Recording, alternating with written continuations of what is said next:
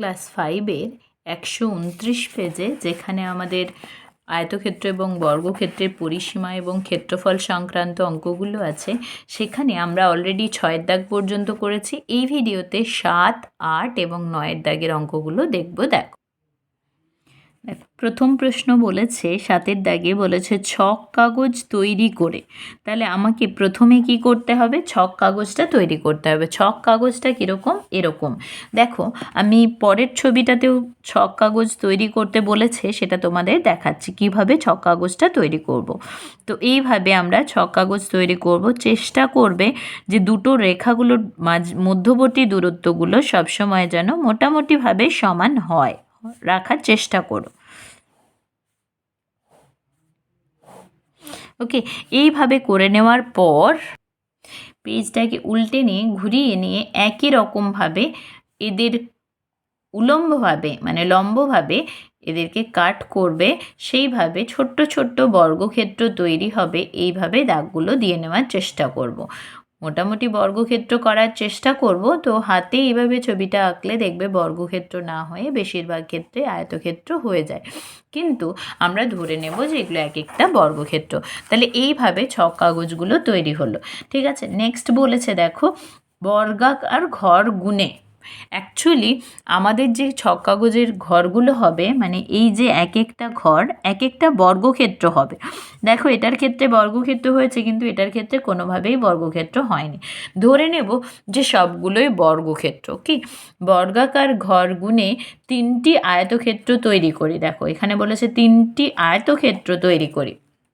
আয়তক্ষেত্র তোমরা জানো, আয়তক্ষেত্র কীরকম না, যার দৈর্ঘ্য এবং প্রস্থ রয়েছে, মানে যে চতুর্ভুজের বিপরীত জোড়া বাহুগুলো সমান সমান্তরাল, আবার এই জোড়া বাহুগুলোও সমান সমান্তরাল, আর একটা কোণ হচ্ছে 90 ডিগ্রি, সেটা হচ্ছে আয়তক্ষেত্র।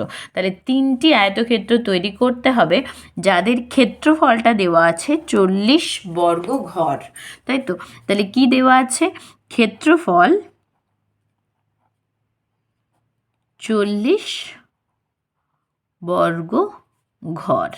তাই তো, এবার দেখো আয়তক্ষেত্রের ক্ষেত্রফল মানে আমরা সূত্র দেখেছি দৈর্ঘ্য গুণিত প্রস্থ। তাই তো, মানে দৈর্ঘ্য একটা পাবো আর একটা প্রস্থ পাবো। তাহলে 40কে এমনভাবে সাজাবো যাতে করে এরকম দৈর্ঘ্য গুণিত প্রস্থ আকারে লেখা যায়। তো 40কে আমরা যদি উৎপাদকে বিশ্লেষণ করি, দেখো 2 2 4, তাহলে 2 আর 20 যদি গুণ করি তাহলে কি হবে? 2 20 40, তাহলে 20 দৈর্ঘ্য গুণিত 2 হচ্ছে প্রস্থ। এইভাবে এত বর্গঘর রয়েছে, তাহলে 20 গুণিত 2 বর্গঘর, এইভাবে করতে পারি। আবার 2 দিয়ে করো, 2 10 20, তখন কি হচ্ছে 10 গুণিত এই দুটোকে একসাথে নাও 4, তাহলে 10 গুণিত 4, এই দুটো মিলে হচ্ছে বর্গঘর, মানে 10 ঘর গুণিত 4 ঘর। তাহলে দৈর্ঘ্যটা 10 ঘর নিতে হবে, প্রস্থটা 4 ঘর নিতে হবে। ওকে, আরও আমাকে করতে হবে। তাহলে আবার 2 খাওয়াও, 2 5 10, তাহলে এই দুইগুলোর গুণ করলে 2 গুণিত 2 4, 4 গুণিত 2 8, তাহলে 8 গুণিত এখানে আছে 5। দৈর্ঘ্যটা যেহেতু প্রথমে রাখছি তাই দৈর্ঘ্যগুলো বড় নিয়েছি। যেভাবে খুশি করা যেতে পারে, তুমি যদি 2 গুণিত 20ও লেখো তাও কোনো অসুবিধে নেই, কিন্তু যখন এখানে ঘরটা করবে তখন তোমাদেরকে ঠিকভাবে করতে হবে। ওকে, এবার কি বলেছে? 3টি আয়তক্ষেত্র আঁকতে হবে। আমি দেখো এটা দেখাচ্ছি 8 গুণিত 5, 8টা দৈর্ঘ্য, সুতরাং আমি যদি এখান থেকে যাই তাহলে 8 ঘর আমাকে যেতে হবে। 1 2 3 4 5 6 7 8, তাহলে 8 ঘর এসছি এটা। ওকে, এটা দেন বলেছে গুণিত 5, মানে ওপর দিকে 5 ঘর যাব। 1 2 3 4 5, এইটা হয়েছে। তাহলে এবার 8 ঘর পর্যন্ত আসবো, আবার একই রকমভাবে এটা আর এটা।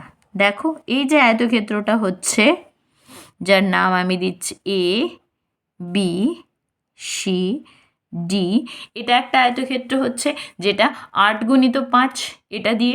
এরকম তোমাদেরকে 3টে আয়তক্ষেত্র করতে হবে। বাকিগুলো তোমরা নিজেরাই করো, ছক কাগজকে আরও বাড়িয়ে নেবে। 10 গুণিত 4 আর 2 গুণিত 20 গুণিত 2, একই রকমভাবে দৈর্ঘ্য বরাবর, তাহলে এটার ক্ষেত্রে 20টা ঘর নেবে, প্রস্থ বরাবর 2টো ঘর নেবে, তাহলেই হবে। ওকে, নেক্সট 8এরটা দেখো, বলছে ছক কাগজ তৈরি করে বর্গাকার ঘর গুনে, আগেরটাই দেখিয়েছি সবগুলো বর্গাকার ধরে নেব, একটি বর্গক্ষেত্র তৈরি করি। দেখো আগেরটাতে ছিল আয়তক্ষেত্র তৈরি করি, এখানে একটি বর্গক্ষেত্র তৈরি করি যার ক্ষেত্রফল 36 বর্গ ঘর। তাহলে ক্ষেত্রফলটা কত বলেছে? ক্ষেত্রফল বলেছে 36 বর্গ ঘর। এবার তোমরা জানো যে বর্গক্ষেত্রের ক্ষেত্রে ক্ষেত্রফল মানে হলো বাহু গুণিত বাহু, মানে 36কে এমনভাবে উৎপাদকে বিশ্লেষণ করব যাতে করে ওরকম দুটো একই সংখ্যার গুণফল আকারে সাজানো যায়। তাহলে 2 দিয়ে করো, উৎপাদকে বিশ্লেষণ করো, 2 1 2, 2 18 36, 2 9 18, 3 3 9। তাহলে দেখো দুটো 2 আছে, একটা 3 আছে, দুটো 2 আর দুটো 3। তাহলে এখান থেকে একটা 2 একটা 3, আরেকটা 2 আরেকটা 3, মানে 2 গুণিত 3 মানে 6, 6 গুণিত 6 হলো 36। তাহলে বর্গক্ষেত্রটা আঁকতে পারবে, একটি বর্গক্ষেত্র যেটা দৈর্ঘ্য মানে বাহু হবে 6 একক করে। তাহলে দেখো আমি এইখান থেকে যদি আঁকি 1 2 3 4 5 6, এদিকেও 1 2 3 4 5 6, তাহলে এইভাবে আমাদের বর্গক্ষেত্রটা হবে।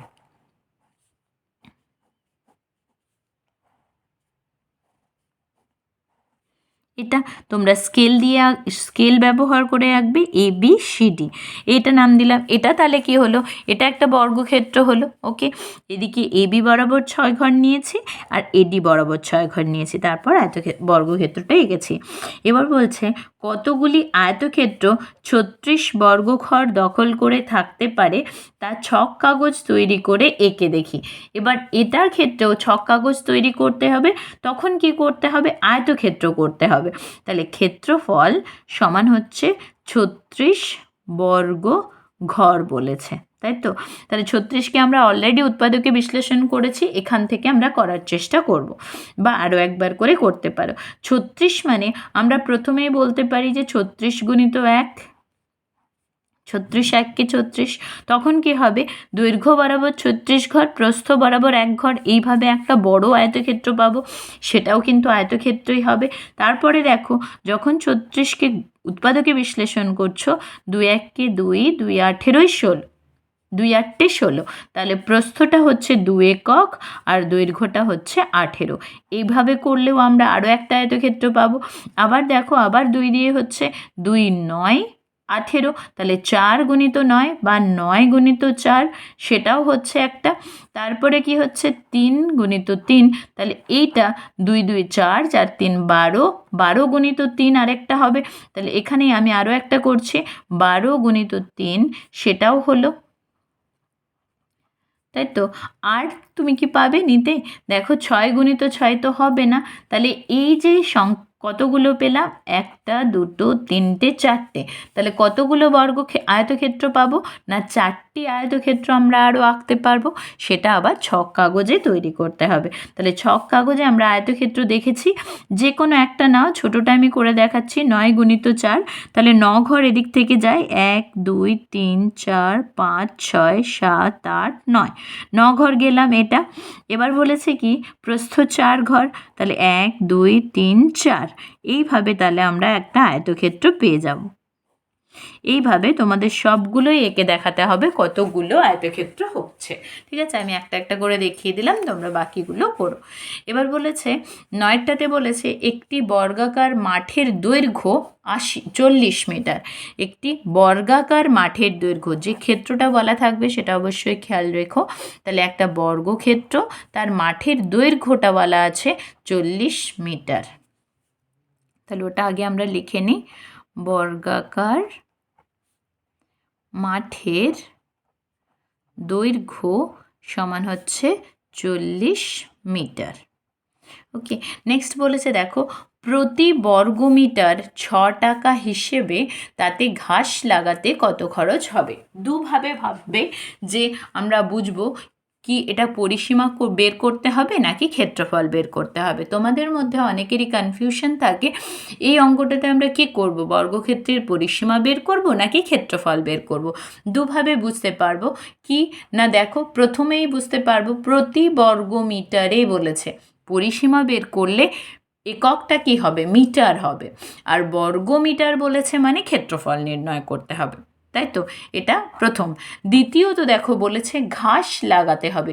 ঘাস কি আমরা এই মাঠের পরিসীমা বরাবর বসাবো? তা তো নয়, ঘাস বসাবো আমরা এইভাবে, ঘাস লাগাবো এখানে।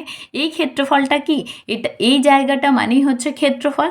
তাহলে দুভাবে বুঝতে পারবো, এককটা দেখেও বুঝতে পারবে বা কী করতে বলেছে সেটা দেখেও আমরা বুঝতে পারবো। তাহলে ঘাস লাগাতে হবে মানে ভেতরের ক্ষেত্রটাতে ঘাস লাগাতে হবে, অর্থাৎ ক্ষেত্রফল বের করতে হবে। অতএব বর্গাকার মাঠের ক্ষেত্রফল সমান আমরা জানি বাহু গুণিত বাহু। তাহলে এই 40 মিটার গুণিত 40 মিটার, বাহু গুণিত বাহু।